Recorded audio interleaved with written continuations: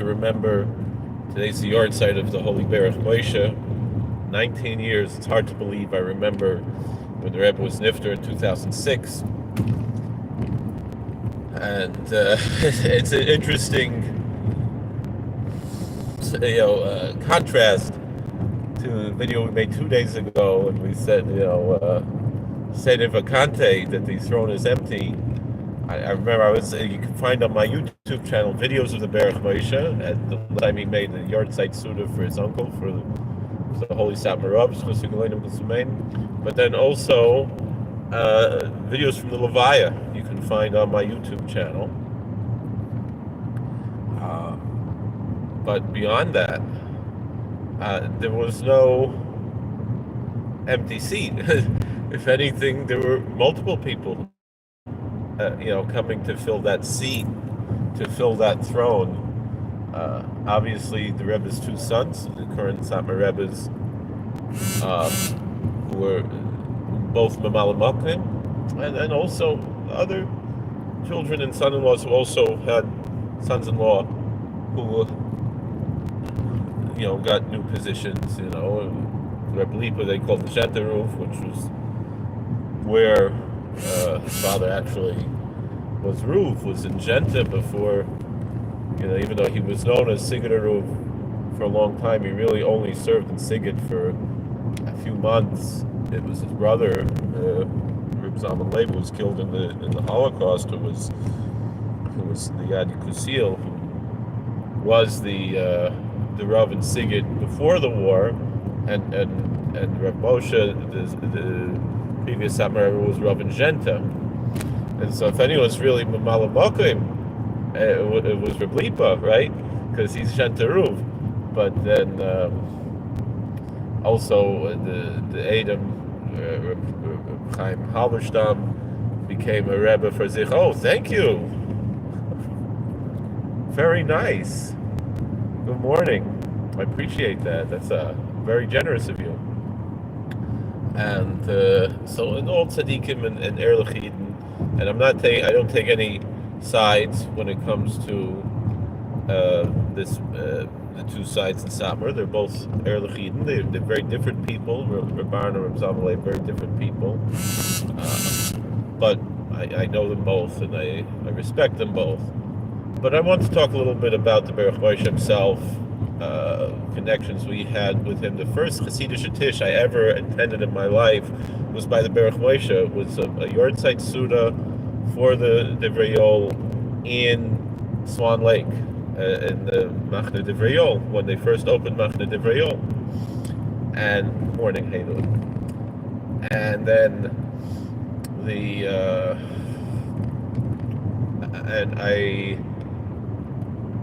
Rabbi Fishbane, Zolgazon Seinel for Shlomo, brought me there. So Rabbi Fishbane had a very strong kesher to the Berach Moshe. Rabbi Fishbane lived on Hughes Street in Williamsburg in his youth, and he davened in Sigid there on Hughes Street when the Berach Moshe. This is before the Berach Moshe Park. Hi, how you doing, Bruce? Good morning. And so that's the countryside. Satmar, Williamsburg, Satmars hate each other. No, nobody hates anybody. I remember a dear friend of mine, he said, he's Moshe Gaba's shvoger, and he said, I'm from Reb Zalman Leib's side, but I love Reb Aaron's people. I love Reb Aaron. He's not my Rebbe. Reb Zalman Leib's my Rebbe. And then really his Rebbe, actually a Rebbe that he's close with would be another Rav there in Williamsburg, called Satmar was Adam. Anyway, this particular friend of mine. But no, they don't hate each other. Chas v'shalom, God forbid. There's actually a lot more. They work together. I sent my children for a long time to both schools. And to answer your question, Versa Batuk, our dear friend here, a very strong support of the channel, so I really appreciate all the support, and on Twitter, all our conversations.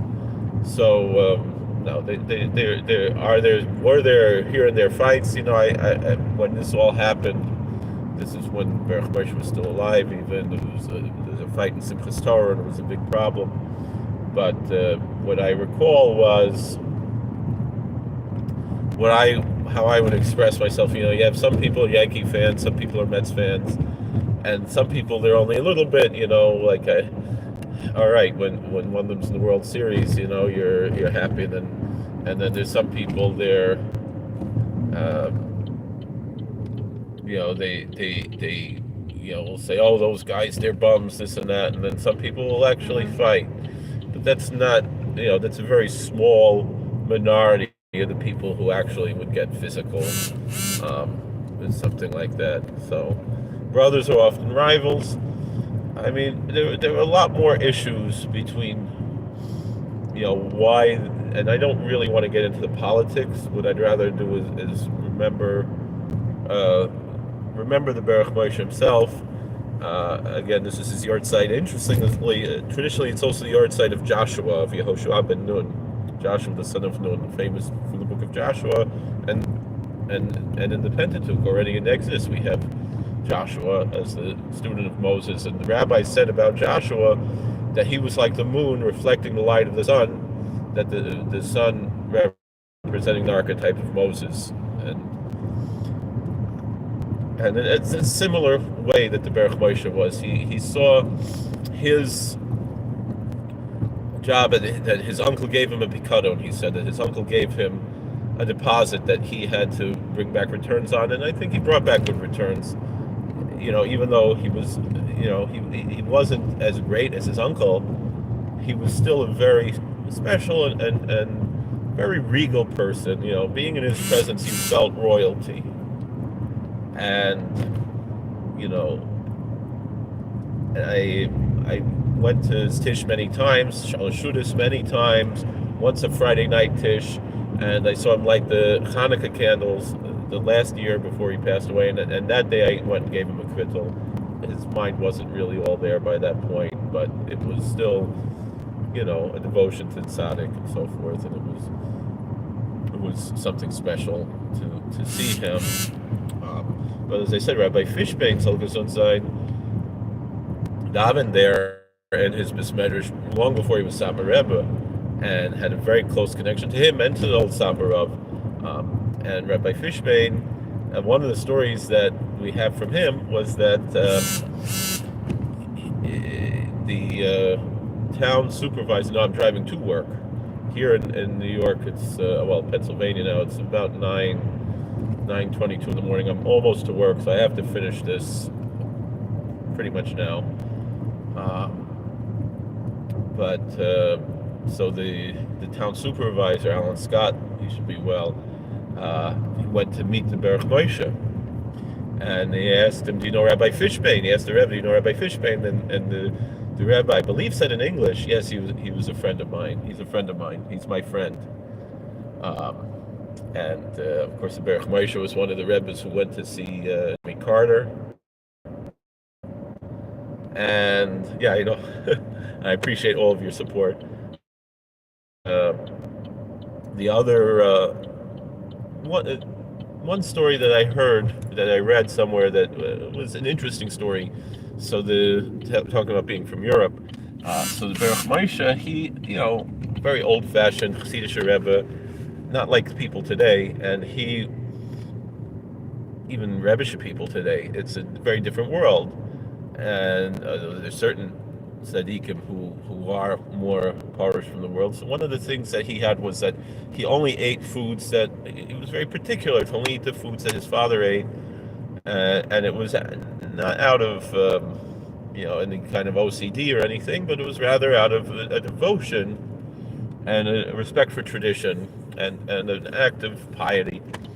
And one of the foods that they did not have in Hungary in his time, pre-war Hungary, in the Jewish community that was kosher and so forth, was tuna fish. It's a very common food in America. So in Hungary they would have salmon and whitefish and then herring, things like that, but not tuna fish. And one time in his home, he had cooks there in the home, took care of him. They served him tuna fish, and he said, "Bamins naheim neshgeflekt essen this. We didn't eat this. This wasn't our tradition." And then they explained to the Rebbe, this would really hurt the cook's feelings if you don't, whatever cooked, it wasn't cooked, it was prepared, whatever it was, if the Rebbe doesn't eat this. So then, so he ate a little bit from it, which is traditional for a Rebbe anyway, not to, and so therefore he broke from his own custom in order to not hurt someone else's feelings. And I think that's a great lesson for all times, is to care about people's feelings, and to be sensitive to other people, and to treat other people in the right way, and to follow the golden rule. Thank you for watching. God bless. Please like, share, and subscribe, comment. Thank you very much for your donation, for your gift. We really appreciate that. We actually just got our first payment since we got remonetized. So you're bringing us very closer to the next one. So we really appreciate that. I have to go. I'm almost to work, but I really appreciate everything. God bless. Please like, share, and subscribe, comment, and we'll see you later. All right. How do I turn this off? This one?